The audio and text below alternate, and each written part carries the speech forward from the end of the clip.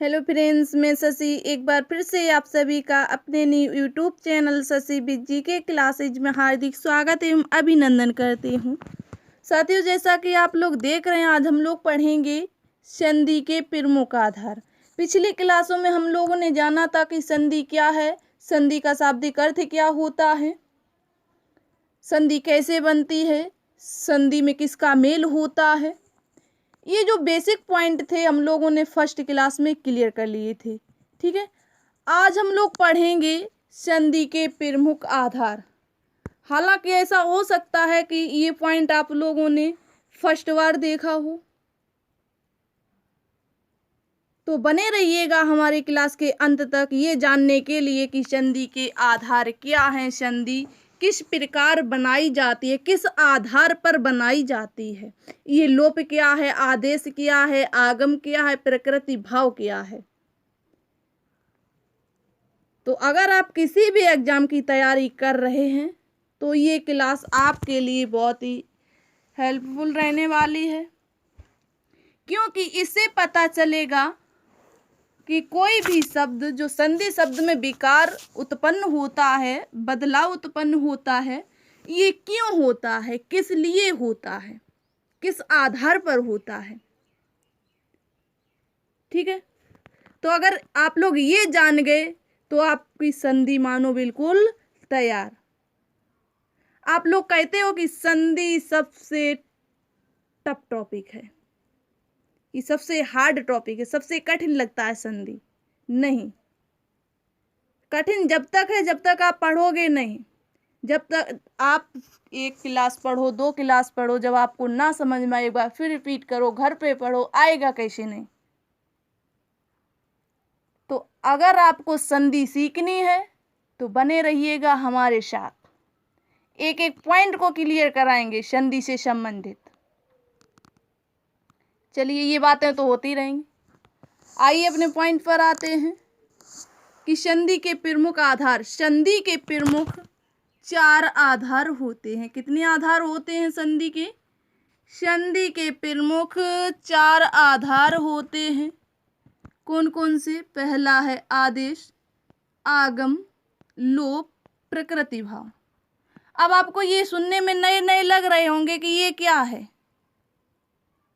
हमें पता है आप लोगों ने ये पहले नहीं पढ़े हैं, हर बुक में नहीं दिए जाते हैं, पर अब आपको समझना होगा। अब हर क्षेत्र में देखिए कंपटीशन हाई होती जा रही है। अब नॉर्मली ये कोई नहीं पूछेगा कि संधि का शाब्दिक अर्थ क्या होता है, विलोम क्या होता है, संधि किस प्रकार बनाई जाती है। ये उन लोगों के लिए नॉर्मल क्वेश्चन हो गए हैं। आप बोलोगे ये क्वेश्चन छांटेंगे, यहाँ से क्वेश्चन उठाएंगे जहाँ बच्चों की नज़र नहीं पहुँचती है। पहुँचती उन्हीं की है जो लगातार पढ़ते हैं, एक एक पॉइंट पर ध्यान देते हैं, फोकस करते हैं। चलिए, तो आइए सबसे पहले हम जानेंगे इसमें जो आदेश है ये क्या है। एक एक पॉइंट को हम क्रम वाइज क्लियर करेंगे। ठीक है, तो आइए। आदेश, पहला आधार है संधि का आदेश। इसको समझिएगा, इसमें दिया गया है कि उच्चारण करते समय कोई दूसरा वर्ड आ जाए तो वहाँ आदेश होता है। जब हम किसी शब्द का उच्चारण करते हैं, जब किसी शब्द को हम बोलते हैं तो वहाँ कोई दूसरा अन्य शब्द आ जाए, अन्य वर्ड आ जाए, सॉरी शब्द नहीं, अन्य वर्ड आ जाए तो वहाँ क्या होता है? आदेश होता है। जैसे हम लोग कॉलेज में होते हैं, कोचिंग सेंटर पर होते हैं, तो हम लोग फ्रेंड लोग होते हैं, आपस में कुछ बातें डिस्कस करते हैं। अचानक बीच में टीचर आ गए, उन्होंने कहा बच्चों ऐसा कर लो, नहीं आपको ये लर्न करना है। तो उन्होंने बीच में आकर अचानक से क्या किया? आदेश दिया कि नहीं आपको ये टॉपिक तैयार करना है। क्या किया? आदेश दिया। तो उसी प्रकार इसमें भी, संधि में भी है कि उच्चारण करते समय दूसरा वर्ड आ जाए तो वहाँ आदेश होता है। ठीक है, अब आपको क्लियर हुआ।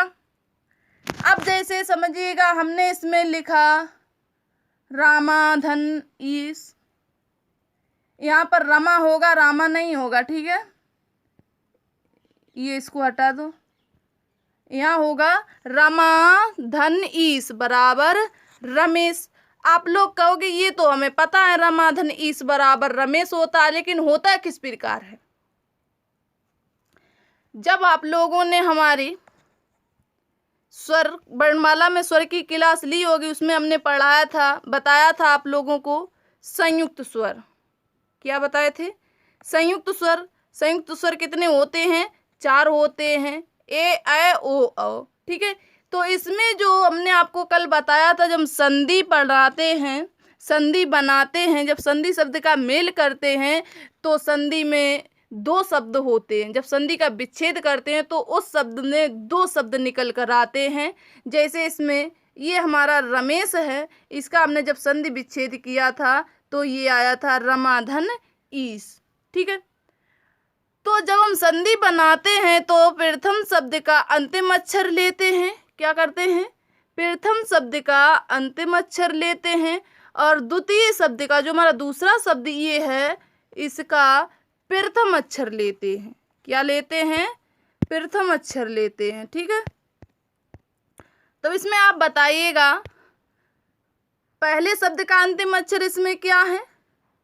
तो पहले शब्द का इसमें अंतिम अक्षर है दीर्घ आ। माँ नहीं है, ध्यान रखना है। जो इसमें माँ दिखाई दे रहा है, इसका अंतिम अक्षर माँ नहीं है, क्योंकि इसके साथ स्वर जुड़ा हुआ है, वो भी दीर्घ।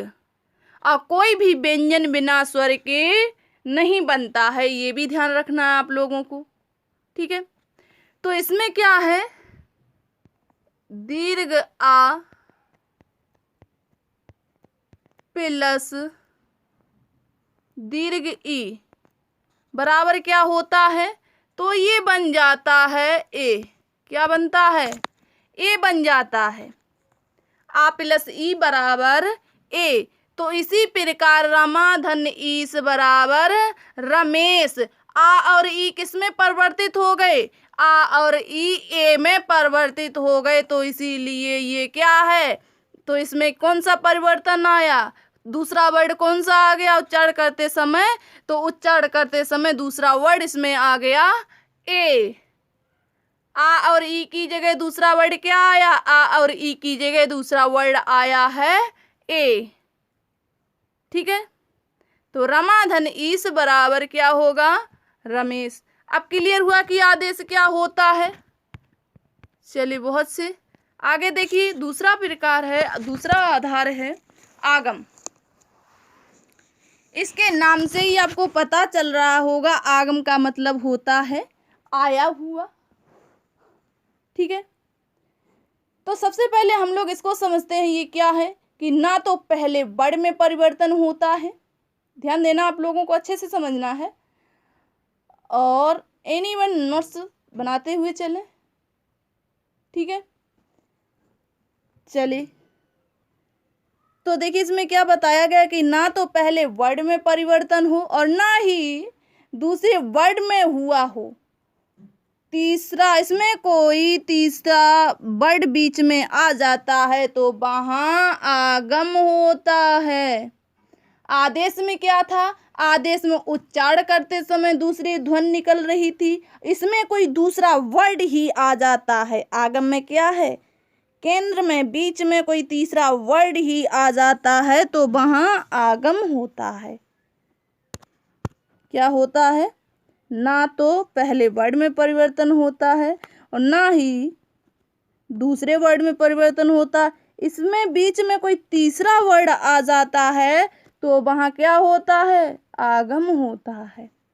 ठीक है, जिस प्रकार इसमें देखिए हमने लिखा मात्र धन छाया, तो मात्र धन छाया बराबर क्या है? मात्र छाया। तो इसमें आप लोग देख रहे होंगे तीसरा वर्ड इसमें क्या आया? तो इसमें तीसरा वर्ड जो है क्या आ गया? चा आ गया। क्या आया इसमें? चा आया। यही हमने बताया आगम क्या होता है। ना तो इसमें देखिए दूसरे पहले वर्ड में परिवर्तन हुआ, ना दूसरे में परिवर्तन हुआ, कोई तीसरा वर्ड बीच में आ गया, तो इसमें तीसरा वर्ड क्या आया?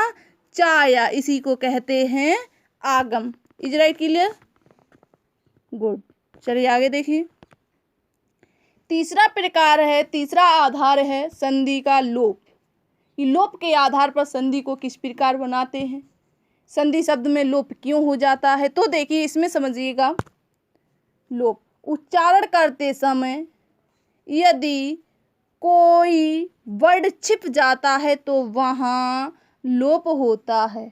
उच्चारण करते समय यदि कोई, यहाँ पर ये मिस्टेक हो गई है, यदि कोई वर्ड छिप जाता है तो वहाँ लोप होता है। इससे इसके नाम से ही पता चल रहा है, लोप का अर्थ होता है छिपना, गायब होना, मिटना, लोप हो गया। ठीक है, अब देखिए इसमें किस प्रकार लोप होता है। जैसे हमने इसमें लिखा युवन धन राज, क्या है, युवन धन राज बराबर क्या हो गया, युवराज। क्या हुआ, युवराज हुआ या नहीं। तो इसमें किस वर्ड का लोप हो गया, तो इसमें ना वर्ड का लोप हो गया। इसी को कहा जाता है लोप। अब आप लोग समझ गए हो कि संधि में किस प्रकार लोप होता है। चलिए बहुत सी, नेक्स्ट देखिए, ये है प्रकृति भाव। इसके नाम से भी आपको पता चल रहा है, प्रकृति का मतलब होता है जो हमें प्रकृति ने दिया हो, जैसा ईश्वर से प्राप्त हुआ हो। ठीक है, कि जैसा प्रकृति ने दिया हो वैसा प्रयोग करना प्रकृति भाव कहलाता है।